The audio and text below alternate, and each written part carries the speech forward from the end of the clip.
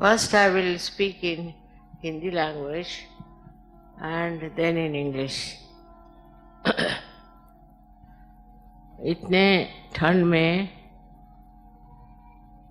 और तकलीफ में आप सब लोग आए। एक माँ के हृदय के लिए ये बहुत बड़ी चीज़ है।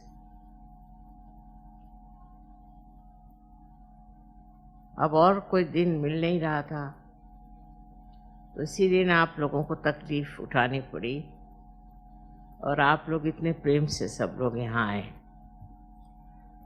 सबका कहना था कि एयरपोर्ट पे माँ हम तो बिल्कुल आपको देख भी नहीं पाए और मैं भी आपको नहीं देख पाई, इसलिए बेहतर है आप लोग आज यहाँ आए हैं सब लोग। और दिल्ली वालों का जो उत्साह है वो कमाल का। ऐसा ही उत्साह सब जगह हो तो ये भारतवर्ष एक सहयोग का महाद्वार बन जाएगा।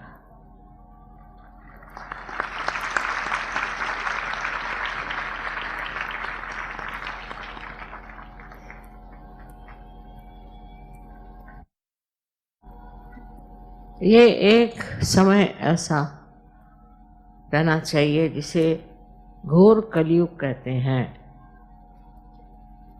इस घोर कलयुग की एक विशेषता ये है कि मनुष्य बहुत जल्दी भ्रांति में आ जाता है, उसको सारासार विवेक नहीं रह जाता और इस भ्रांति के चक्कर में वो न जाने कहाँ कहाँ भटक जाता। आजकल आप देख रहे हैं कि लोग कैसे कैसे गलत लोगों के पीछे भाग रहे हैं और गलत गलत धारणाएं अपना करके अपना जीवन बर्बाद कर रहे हैं। ये समझना चाहिए कि ये घोर कलयुग, इस कलयुग की विशेषता ये है कि मनुष्य धर्म का पथ छोड़ करके अधर्म के ओर आसानी से चला जाता है और उसमें उसे कोई हिचक नहीं होती, वो परेशान नहीं होता और वो वैसे कर्म करते ही रहता है और उसमें एक तरह की उद्दामता अपने अंदर ले करके उस चीज को वो सोचता है कि वो बड़ा सत्कर्म कर रहा है। इतना भयंकर दावानल जैसे चारों तरफ से लगा हुआ दिखाई देता है, उसके बीच आप सहयोगी खड़े हुए हैं। इस कलियुग के बारे में अनेक वर्णन शास्त्रों में है, पर उसमें ये कहा जाता है कि नल जो कि दमयंती के पति थे, उनके हाथ एक दिन कली लग गए तो उन्होंने कहा कि अब मैं तेरा सर्वनाश करता हूं क्योंकि तुमने मेरी पत्नी से मेरा बिछो किया। इस पर कली ने कहा कि तुम मेरा महात्म्य जानो, मेरा जो महात्म्य है उसे समझो। उस महात्म्य में अगर तुम समझो कि मुझे मार डालना है तो मार डालो, मैं खत्म हो जाऊंगा। उनका तुम्हारा क्या महात्म्य है? तो उन्होंने ये कहा कि इसी कलयुग जब लोग कली के भ्रांति के चक्कर में आ जाएंगे, उसी वक्त ये बड़ा कार्य होने वाला है, आत्म साक्षात्कार। आत्म साक्षात्कार पाना ही जीवन का लक्ष्य। भारतवर्ष में तो यही जीवन का लक्ष्य माना गया कि आप पहले आत्म साक्षात्कार को प्राप्त हो, उसके अलावा और जीवन का कोई भी अर्थ नहीं माना जाता। यही एक लक्ष्य है, यही एक परम पाने की चीज। और ये आत्म साक्षात्कार कलयुग में आपने प्राप्त किया है, आपने इसे पाया है। ये बहुत बड़ी चीज है, इसको पाने के बाद अब आपने उसकी महत्ता भी समझी, उसको आप गहराई में भी उतरे, और उस गहराई में उतर के आप देख रहे हैं कि इसी से आपको शांति की प्राप्ति होगी और आपको आनंद की प्राप्ति होगी। बहुतों की हो भी गई, बहुतों को मिल भी गया है, और भी इसमें सूक्ष्मता आने लगे। ये सूक्ष्मता समझने की बात, इस सूक्ष्मता को आप समझेंगे तो आप समझ जाएंगे कि आप किधर अग्रसर हो रहे हैं, किधर आप बढ़ रहे हैं, कौन सी आपकी दशा है। अगर अभी भी आप सूक्ष्म नहीं हो रहे हैं तो सोचना चाहिए कि आप में कुछ कमी है और उस कमी को ठीक करना चाहिए। इस सूक्ष्मता की बात करते वक्त शास्त्रों से ही इसका बड़ा आधार मिलता है। ये देश अपना जो है ये अत्यंत गहन विचारों से भरा हुआ और अत्यंत महान सत्वों से भरा हुआ है। इसमें जो लिखा गया है वो अद्वितीय है, उसके जैसी कोई चीज़ किसी संसार में लिखी नहीं गई। यहाँ से लेकर के तो और लोग कुछ ज्ञान लेकर चले जाएं, लेकिन इसकी गहराई में आप ही लोग उतर सकते हैं। लेकिन हम जानते ही नहीं कि हमारे देश में इतना महान पवित्र ऐसा वाङ्मय हो गया है। कितनी बढ़िया बढ़िया चीज़ें हमारे यहाँ प्राचीन काल में लिखी गई और उस पर विवरण किया गया, बताया गया कि क्या चीज़ है आत्म साक्षात्कार और उससे आप क्या क्या प्राप्त कर सकते।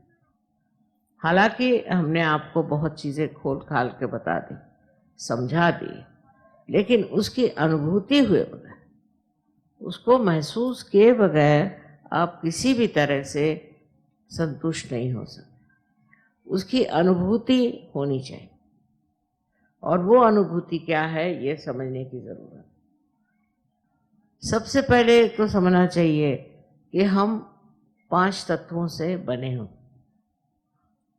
ये 5 तत्व हमारे अंदर सारी क्रियाएं करते हैं, सब उसी से हमारी घटना हुई, उसी से हम एक मनुष्य जीव बने। सारे जानवरों में हर एक में ये होते हैं, और विशेष रूप से मनुष्य इंसान में इसका प्रादुर्भाव इस तरह से होता है कि कुंडलिनी जो है वो सिर्फ मनुष्य में ही, मानव में ही स्थित होती है और वहीं वो कार्यान्वित होती है, क्योंकि अब आप अपने चरम स्थिति में आ गए। इसके बाद आपका जो भी कार्य है वो उत्थान का कार्य, और उस उत्थान के कार्य में अब आपको आत्म साक्षात्कार प्राप्त करना है, और उसके लिए कुंडलिनी आप सबके अंदर स्थित है। अब ये मैं बता रही हूँ, लेकिन ये बातें हमारे यहाँ बहुत पुरानी लिखी हुई हैं कि हमारे अंदर कुंडलिनी की शक्ति, और उसके बाद अनेक लोगों ने इस पर काफ़ी वर्णन किया हुआ है। जैसे 12वीं शताब्दी में मैंने बताया था ज्ञानेश्वर जी ने वर्णन किया, और 16वीं शताब्दी में तो इतने लोग हुए, गुरु नानक जैसे इतने महान कहना चाहिए कि विद्वान, उन्होंने तक कुंडलिनी पर बहुत कुछ लिखा। कबीर ने लिखा, तुकाराम ने लिखा, नामदेव ने लिखा, सब लोगों ने लिखा है कि ये शक्ति हमारे अंदर है, इसे जागृत करना चाहिए। ये बात समझने की है कि ये हमारे ही देश में लोगों ने इतना क्यों लिखा, क्योंकि हम ये जो देश के देशवासी हैं, ये कोई तो भी विशेष लोग, ये धर्म में पले हुए लोग, इनके अंदर धार्मिकता है। सदियों से धर्म हमारे अंदर बसा हुआ, और धर्म ऐसा है कि हम समझते हैं ये अधर्म, ये करना गलत बात है। और देशों में मैं देखती हूँ कि वो धर्म अधर्म के अंदर कोई भी अंतर नहीं पाते। अगर कोई अधर्म करना हो तो सोचते हैं कि ये तो बड़ी भारी हमारे लिए एक चैलेंज, एक आह्वान। उस आह्वान के लिए हम ये कर रहे हैं। अगर उनको ड्रग लेना है तो कहते हैं कि इसमें डरने कौन सी बात, ये तो हमारे लिए आह्वान है। कुछ भी गलत काम करना है उसको हम कहते हैं कि हमारे लिए आह्वान। और गलत काम करना वहाँ समझा जाता है कि बड़ी भारी उच्चतर स्थिति मनुष्य की है, जहाँ वो बड़ा भारी एक कहना चाहिए कि योद्धा प्रमाणित होता है। अब इस चीज़ को समझना चाहिए कि हमारी वृत्ति में और इनकी वृत्ति में मूलतः ही फर्क है। मूल में ही हम फर्क हैं और मूल में ही हम जानते हैं कि धर्म और अधर्म क्या है। वो कोई माने या न माने, पढ़े हो लिखे हो या देहात में हो शहर में हो, सब भारतीय जानते हैं कि धर्म क्या है और अधर्म क्या है। व्यवस्थित रूप से जानते हैं तो भी अधर्म करते, तो भी अधर्म में फंसते हैं, तो भी ये चीज़ें करते हैं और उसमें सोचते हैं कि हाँ हमने किया लेकिन गलत किया तो क्या करें। पर जो बाहर के लोग हैं उसको गलत नहीं समझते। इतनी उन लोगों की धारणाएं नहीं बनी हुई, मूलतः उनके अंदर ये विचार ही नहीं आया कि कोई चीज पाप और पुण्य। पाप और पुण्य की जो कल्पना है वो सिर्फ भारतीयों को मिली हुई, और इसलिए आप लोग एक विशेष रूप के नागरिक हैं जिनके लिए ये उपलब्ध है, ये मिला हुआ है, ये ज्ञान मिला हुआ है कि धर्म। छोटी छोटी बातों में भी हम लोग बहुत कुछ जानते, जो ये लोग नहीं जानते, इनको मालूमात नहीं, लेकिन इनकी खोज में गहराई है। हमारे खोज में गहराई कब? हम लोग ये सोचते हैं कि भाई हम तो ये करते ही आए हैं, ऐसा ऐसा तो हमने किया ही है, तो इसमें कौन सी विशेषता। लेकिन इन लोगों ने क्योंकि अंधेरा देखा है इसलिए प्रकाश का महत्व बहुत जानते हैं। वही बात हमारे अंदर मैं सोचती हूँ कुछ कम है, और इस वजह से हिंदुस्तानी सहयोग में आकर के गहरे उतरना कठिन समझते हैं, गहरे उतर नहीं पाते। आप सबसे मुझे ये कहना है कि सहयोग में एक बार आपका बीज मानो जैसे प्रस्फुटित हुआ, पर इसे एक विशाल पेड़ बनना है। इस विशाल पेड़ के बनने के लिए ध्यान धारणा आदि करना ही है और सहयोग को फैलाना है। आप अगर सहयोग को फैलाएंगे नहीं तो फिर आपका प्रसार नहीं हो सकता, आप बढ़ नहीं सकते, आप अंदर गहरे उतर नहीं सकते। इसलिए सहयोग को फैलाना चाहिए।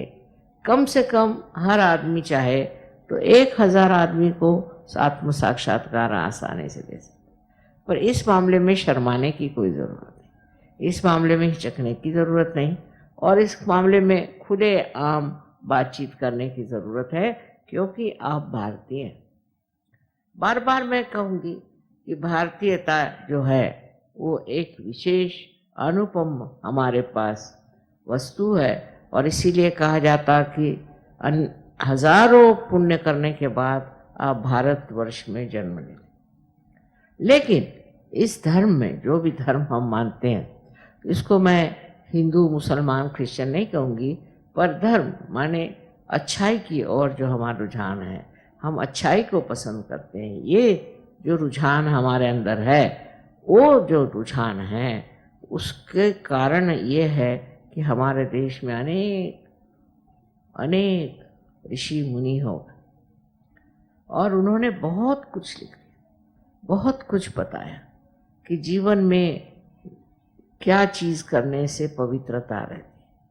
पवित्रता के और हमारे अंदर बहुत चिंतन हुआ है, और इस पवित्रता के और कोई ज़बरदस्ती से नहीं, संपूर्ण आपको स्वतंत्रता है। इस स्वतंत्रता में ही हम बैठ, ये जो स्वतंत्रता हमें मिली उसी से हमने रास्ते दूसरे ले लिए। आप पूरी तरह स्वतंत्र हैं, और ये स्वतंत्रता का मतलब होता है स्व का तंत्र। स्व का तंत्र जानना, स्व माने आत्मा, उसका तंत्र जाना, ये स्वतंत्रता। तो हिंदी भाषा में कहिए, आप संस्कृत में, हर एक शब्द उसका अर्थ है। उसके व्याकरण की विशेषता यह है कि उसके जो कुछ भी वर्ण हैं या दूसरे जैसे क ख ग घ वगैरह होता है, ये सब व्यंजन जिसे कहते हैं, ये सब में अर्थ है। एक एक चीज में अर्थ है, निरर्थक कोई चीज नहीं। एक एक अक्षर आप ले लीजिए तो उसमें बड़ा भारी व्याकरण भरा हुआ। अब ये सारी बातें बताने का शायद अभी समय न हो, पर मुझे ये कहना है कि ये 5 तत्वों को बताने वाले अपने अंदर 5 तरह के व्यंजन बने हैं, और इसीलिए व्यंजन को वो शक्ति कहते हैं। और जब व्यंजन में शक्ति आ जाती है तो वो ही व्यंजन का अर्थ निकल आता है। अब छोटी छोटी बातों में हम लोग समझते हैं कि कुछ भी नाम रख दो लड़के का, लड़की का कुछ भी नाम रख दो, नाम में क्या रखा है। तो ये इतनी गलत बात है कि नाम में क्या रखा है। नाम भी, लड़के का नाम जो है वो भी सोच के रखना चाहिए, क्योंकि एक एक अक्षर में उसमें निहित है, छिपा हुआ है एक बड़ा भारी मर्म, और वो मर्म है कि उसका अर्थ और शब्द दोनों एक साथ रहते हैं, और अर्थ जो है वो शब्द को उसकी सेवा करता है।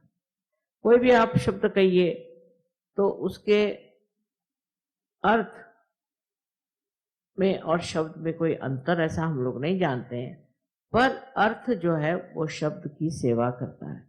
और हर एक चीज का अलग अलग शब्द होता है। हर एक वर्णन में, हर एक चीज में हमारे यहाँ शब्द अलग अलग होते हैं। ये भाषा की विशेषता ही नहीं है, ये भारतीय संस्कृति की विशेषता है।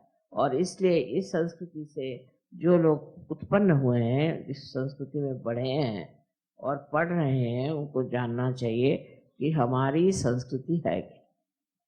हम अपनी संस्कृति को जानते भी नहीं, कुछ समझ में भी नहीं आता कि कुछ ऐसा क्यों करते, पता नहीं, हमारे बाप दादे करते थे इसलिए हम करते।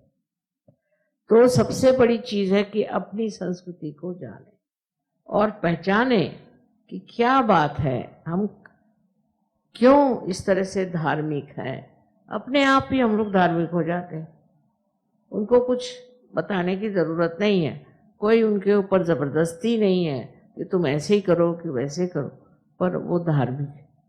और ये मानव की धार्मिकता कहाँ से आती है, क्यों आती है, उधर हमको ध्यान देना चाहिए कि ये हम लोगों ने अपने यहाँ ऋषि मुनियों से बात सुनी।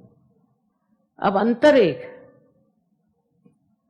कि जो लोग परदेसी, जिनको हम कहते हैं, जो दूसरे देश के रहने वाले, उनकी विचारधारा और हम लोगों की विचारधारा बिल्कुल अलग है।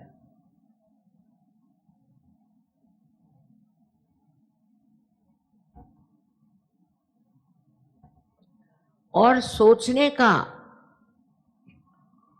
विचारने का भी जो तरीका है वो बिल्कुल अलग है। इतना अलग है कि आश्चर्य होता। अगर फॉरेन में आप अगर कोई बात कहें, परदेश में आप कोई अगर बात कहें तो उसका पड़ताला लेने लग जाएंगे, उसमें साइंटिस्ट लगा देंगे, उसको देखेंगे ये है या नहीं है। लेकिन उससे वो कहाँ तक पहुंच पाते। अपने देश में तरीका और है, वो ये है कि अगर कोई बात कही गई है तो उसका पड़ताला बनाने की जरूरत नहीं, क्योंकि ये ऋषि मुनि जो बड़े पहुंचे हुए लोग थे, उन्होंने कही, उसको स्वीकार्य करना चाहिए। जो जो बात उन्होंने बताई वो स्वीकार्य करना चाहिए, क्योंकि इतने पहुंचे हुए लोगों ने वो बात कही है। किसी ने जो भी बात कही उसको मान लेना चाहिए, क्योंकि उनसे ज्यादा अक्लमंद हम नहीं। लेकिन परदेश में सब सोचते हैं हम सबसे ज्यादा अक्लमंद हैं, वैसे अपने आने की। अब इसका पड़ताला नहीं लेना चाहिए, पर कहा गया है कि अगर आपका आत्म साक्षात्कार हो जाए और आप संपूर्ण आत्म साक्षात्कारी हो जाएं, आप में पूर्णता आ जाए, तब आप देख सकते हैं प्रयोग करके कि जो ऋषि मुनियों ने बात कही थी वो सच है या नहीं। अब सहयोग में आप लोग यही करते हैं।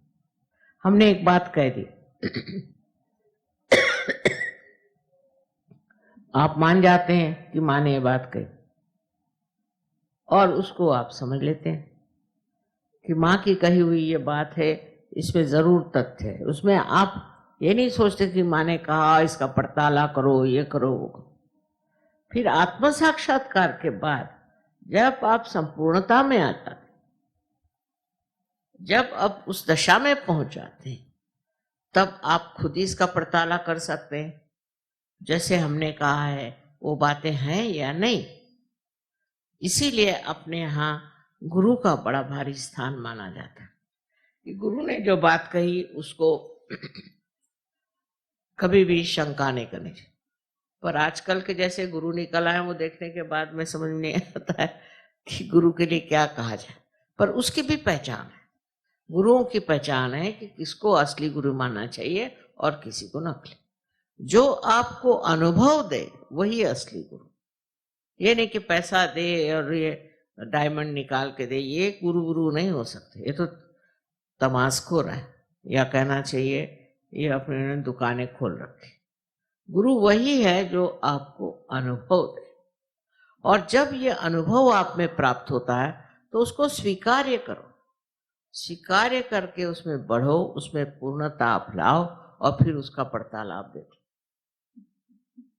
उसके उलट वहां पर प्रदेश में देखा मैंने कि किसी ने अगर कोई बात कही कि ऐसी है तो पहले उसकी सिद्धता दो, पहले उसको साइंटिस्ट को दो। अब वो साइंटिस्ट पार है या नहीं है, उसमें कितनी क्षमता है या नहीं, वो समझ सकता है कि नहीं, इसके लिए वो समर्थ है या नहीं, ये नहीं देखा जाए। किसी ने भी कुछ बात कह दी उसके पीछे लग गए, फिर उसको दोहरा करके दूसरा आदमी कहेगा कि नहीं नहीं ये नहीं, इसमें ऐसा है।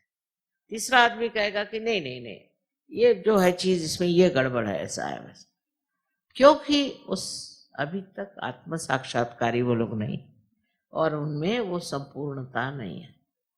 तो इस तरह का जब तक आप में एक पूरी तरह से जीवंत अनुभव ना आए, जब तक आप उस अनुभव से पूरी तरह से प्लावित न हो, मतलब नरिश न हो, तो आप अधूरे हैं। और अधूरे होने पर आपको कैसे समझ में आएगा कि ये सत्य है या झूठ है।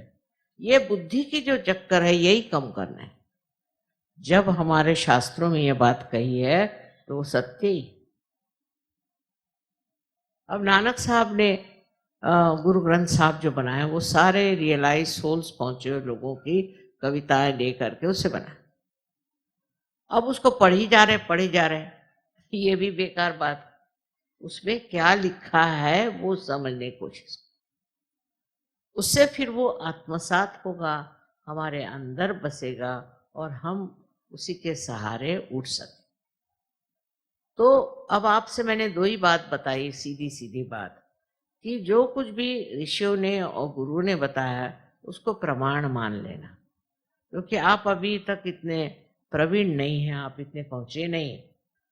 फिर उसके बाद दूसरी बात कि आप प्रवीण होने का प्रयत्न करें, उधर अग्रसर हो, आप प्रवीण हो जाए, और प्रवीण होने पर फिर आप पड़ताला इसका लें कि है कि नहीं। ये तो एक हिंदुस्तानी के लिए हुआ, लेकिन मैंने ये देखा है कि परदेसी जो आपके भाई हैं ये तो बड़े जल्दी पार भी होते हैं और ये गहरे उतर, क्योंकि इनके अंदर गहराई आ गई। हमारे अंदर गहराई नहीं आई। हमारे गुरु ने ये कहा, हो गया काम खत्म, ये फलाने कह गए काम खत्म, श्री राम ऐसे थे काम खत्म। अरे भाई, उनके नजदीक तुम कहीं गए कि नहीं, उनको कुछ समझा कि नहीं, उनको अपनाया कि नहीं, उसके अंदर से आपको क्या प्रेरणा मिली। बस भजन गा रहे हैं, चीख रहे हैं, चिल्ला रहे हैं। ये बड़े बड़े संत साधुओं ने महाराष्ट्र में खासकर और यहाँ भी ये कहा कि आप भजन गाते रहो। एक उन्होंने वहां वारकरी पंथ निकाला। हर जगह पंथ निकले। बेचारों को क्या मालूम था कि ये इंसान इतना बेवकूफ है कि उसको कुछ दे दो तो बस वो यही करते बैठे रहेगा। वो तो संत साधु थे, उनको क्या मालूम कि ये गहरा नहीं उतरेगा, इस पर विचार नहीं करेगा, इस तरफ अग्रसर नहीं होगा, तो बस उसी की चीज चल पड़ी। अब जिसने जो कुछ लिखा वही चीज चल पड़ी। अब जैसे महाराष्ट्र में मैंने बताया वारकरी पंथ है, तो 1 महीना वो लोग जाते हैं पैदल, बदन पर वो फटे कपड़े पहन, पता नहीं क्यों, कहाँ, ऐसा तो कहीं लिखा नहीं होगा। वहाँ महीना भर जाते हैं और वहाँ रहते हैं पूरी समय। वो क्या कहते हैं आप लोग, पता नहीं उसको, पर झांझ बजाते बजाते पहुँचते। अब वहाँ पहुँच करके 1 महीना रहते हैं, उसके बाद वो सोचते कि हमने तो भगवान को पा लिया। ऐसे थोड़ी बताया था, उन्होंने तो ये बताया था कि इधर उधर चित्त जाने की जगह तुम परमात्मा का ध्यान करो, परमात्मा को याद करो, उनका नाम स्मरण करो, क्योंकि उससे जो है तुम्हारा चित्त इधर उधर नहीं जाएगा। देखिए, उन्होंने जो बात कही थी उसको वहीं तक सीमित रखा, और इसी तरह से हमारे यहाँ के अनेक पंथ निकल चुके हैं, पर उससे किसी को कोई लाभ नहीं हुआ, और पुश्तन पुश्त वही चीज चल रही। अब आप सहयोगी हैं, आपने आत्म साक्षात्कार को प्राप्त किया, आप विशेष लोग, ये समझ लीजिए। अब इसमें आपको और गहरा उतरना चाहिए। उस गहरे उतरने से आपके अंदर की जो सूक्ष्मता जागृत होगी वो मैं अभी आपको समझाती हूँ, और वो अब अंग्रेजी में मैं इन लोगों को बताऊँ। I have been telling them that the style of Indian knowledge is very different from the Western mind. In the West, you see, if you say something, then they want to have an experimental proof. They'll go to the scientist or to other people who are equipped with knowledge to know what is said in these books is true or not. They would even judge Christ. They would even judge Moses. They'll judge everybody as if they are the most intelligent and the most capable people. And they'll write books after books against them, disclosing as if they are those people who have said something, have said out of their minds or something. It's never accepted normally. And if it is accepted, they become absolutely fanatics. So, now, according to Indian style of understanding is that first of all, if a great Rishi or a great Muni or a great, you can call a saint, has said something, then he has said it. While you have to just listen to that, because you are not equally the same. Whatever he has said is his own experience, his own knowledge, and you have no business to judge him or to say, this is not true, that is not true. You accept it. And once you get your self-realization, it's clearly written down. After self-realization, you have to grow into perfect being, and then you can see for yourself what he has said or they have said is the truth. So the approach is different. In one way, if you start going through science, through this, through that, you cannot reach anywhere. And moreover, your growth is stunted. So what you have to do is to go to this knowledge through believing in what they have said. Whatever Christ has said, you have to believe. Whatever Muhammad has said, you have to believe. Whatever Guru Nanak has said, you have to believe. Whatever Deva has said, you have to believe. Lao Tse, you have to believe. Like that. Because you are not of that spiritual level. So accept it. Now don't try to analyze it. Everything you try to analyze. And in that analysis you get lost. So once you are a realized soul of that level, and then you grow into your fullness, what we call Sampurna, then only you will know whether whatever they have said is true or not, and then you can find out. It's very easy then to know whatever is said is true or not. For Sahaja Yogis now, it's very easy to find out if something is real or unreal, it is truth or untruth, it is love or hatred. Only through vibrations you can know. But going beyond that, I am saying, beyond that one has to know what are these vibrations and what are they made of.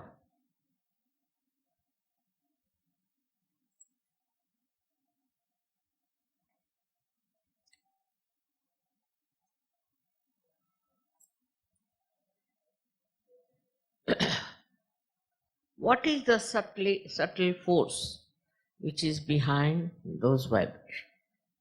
We call it is Param Chaitanya, all right, Param Chaitanya. So, what happens to you when you get Param Chaitanya is something to be understood, the subtleties. As I said, we are made of 5 elements, all right? So when you get your awakening, when the Kundalini reaches Sahasrara and opens out your fontanelle bone area, you become one with the divine power, then this divine power itself starts flowing through. A connection is established. Now when it starts flowing through you, this Shakti, this starts flowing through, then what happens? The subtle part we should understand. The subtle part is like this, that these 5 elements we are made of, these vibrations gradually start breaking into the subtler form of which they are made. So the first thing such a person has is the breaks. You see, as it is said that word is God, said also in the Bible. The word is God. Now what is this word? Word is a silent, you can say, silent commandment. We can call it like that. But from that word comes, according to Indian philosophy, is another thing that we call as Bindu.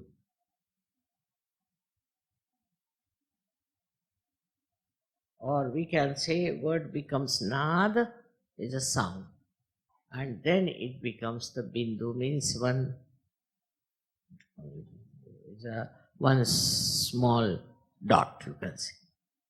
And then from this dot, you see all these 5 elements start coming one after another. The first element that comes out is light.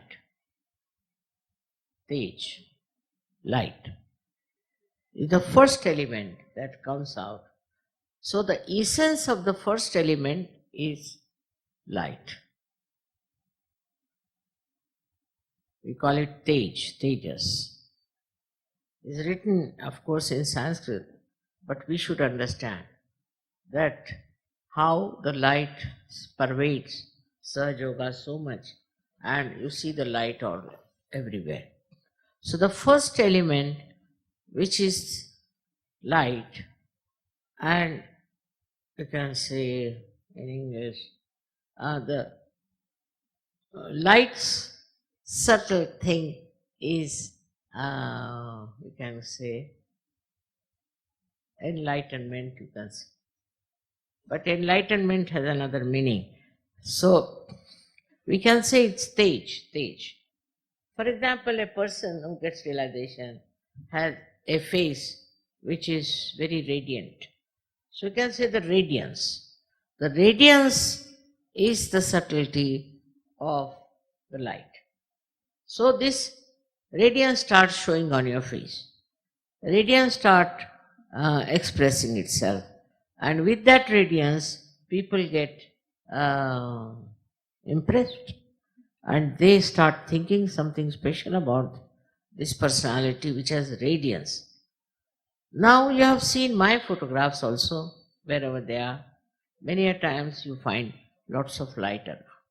That is nothing but the light in me is giving radiance because the light becomes subtler. When the light becomes subtler in me, light is one of the elements. When it becomes subtler, then it gives radiance. And so, this is the subtle growth within you that takes place. Your faces also start shining. They too have radiance and they too have a kind of a different complexion, I would say. This radiance is to be understood is the subtle of the light, of which we are made light in the gross manner. Then after this, from the light, comes the second thing, which we call as Vayu in Sanskrit, meaning the air.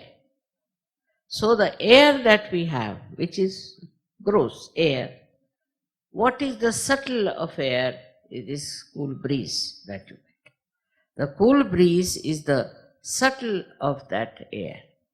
So the subtle of what you understand as cool breeze is what we call vibrations. The subtle of that is air, which is a part and parcel of our making. So this cool breeze is the second thing that you start getting subtler and subtler. When your growth takes place, all these subtle things start expressing themselves. It's not only that you get vibrations, but you get the cool breeze, and that is the subtle of air that has built you. Then comes the water. We are also made of water. What is the subtle of water? Is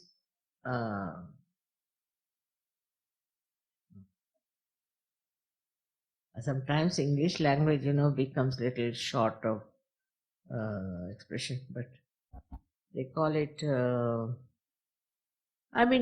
which makes the skin, hard skin soft. The skin becomes soft. This is another sign of a realized soul, that his there's some cream they use, isn't it, to soften the face. But is the water in us gives us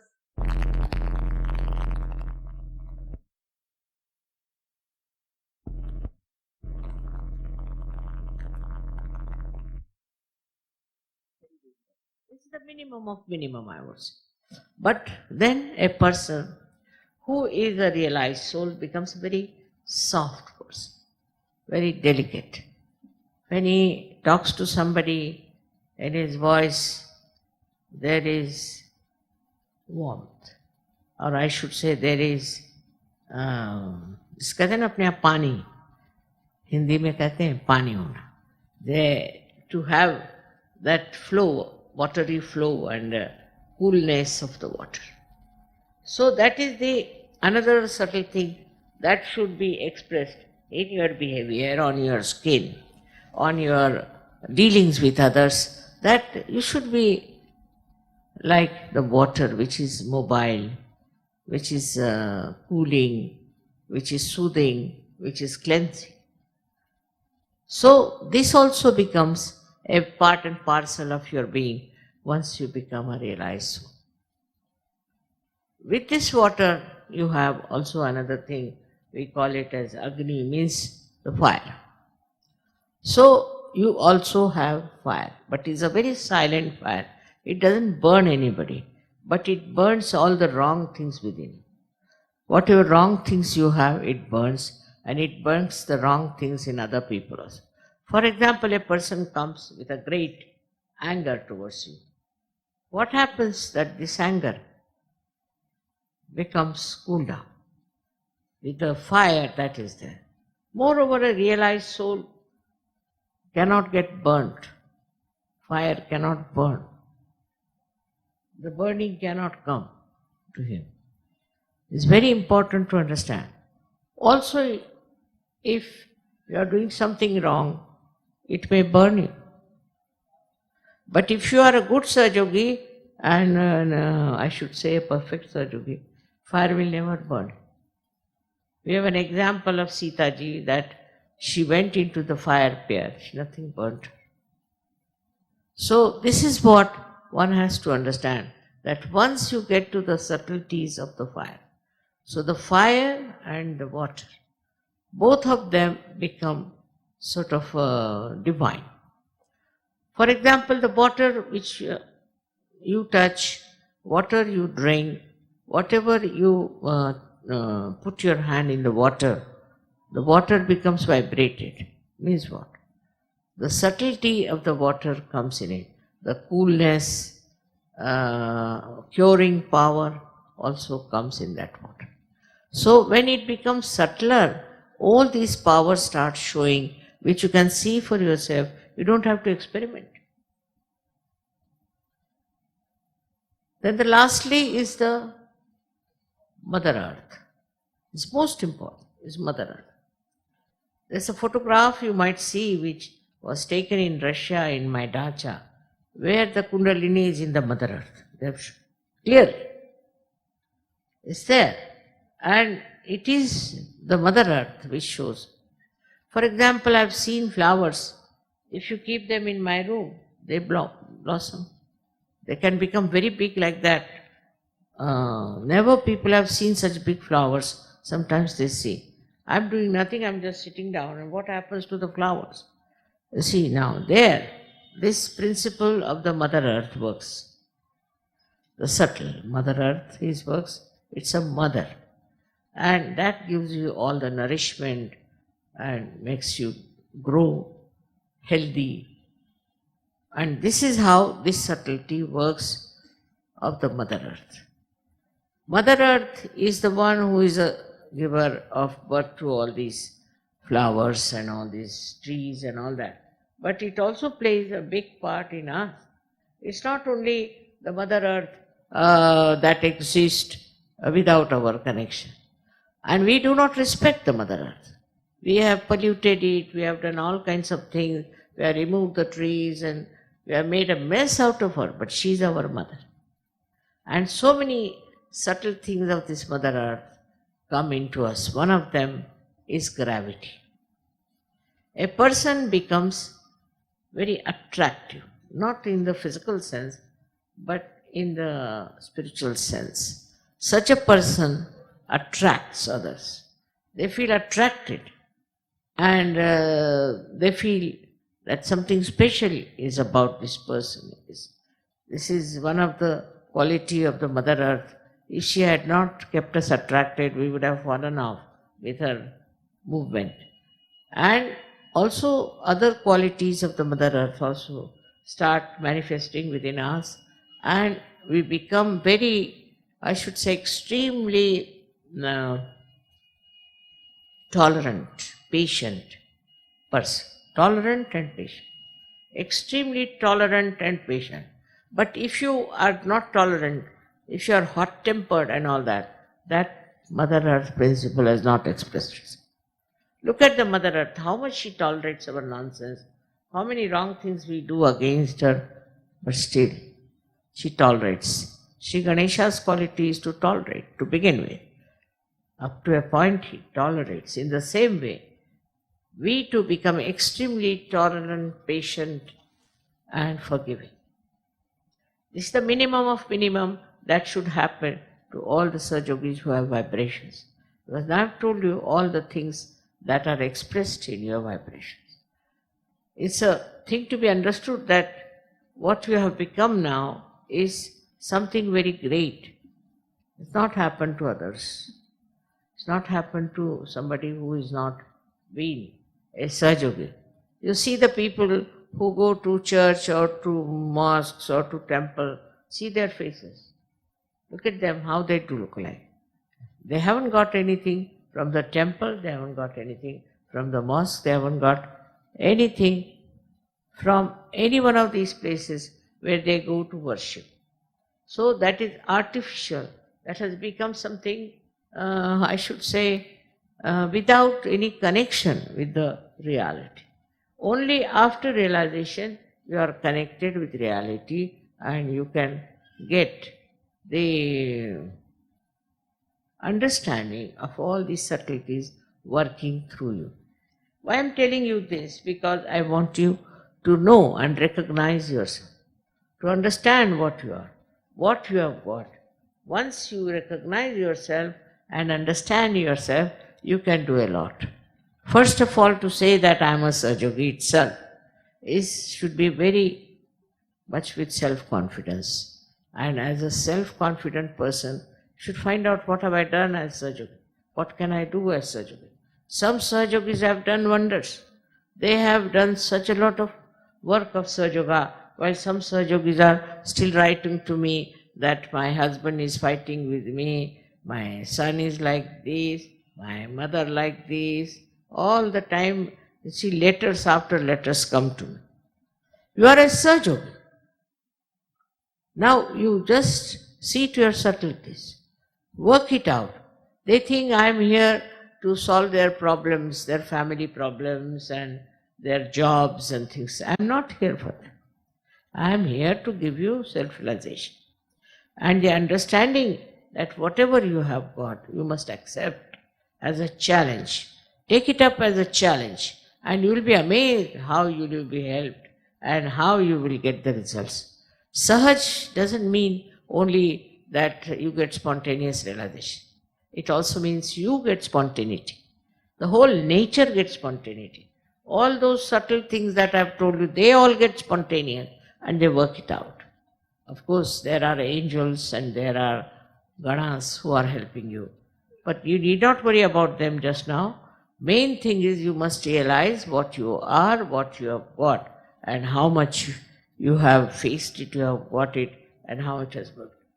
I have seen every time I just have a little problem of something, immediately it works. It works with such quarters and such people that I never expected. Just comes in. Everything works out. But whatever works out is for your good, is for your growth, for your understanding that you are a Sahajayogi. You have entered into the kingdom of God. But this you have to develop. Also introspection can tell you that are you working out all those things or not. If you take to introspection, you will be surprised to say, yes, you have these powers and you can do wonders. So I bless you all.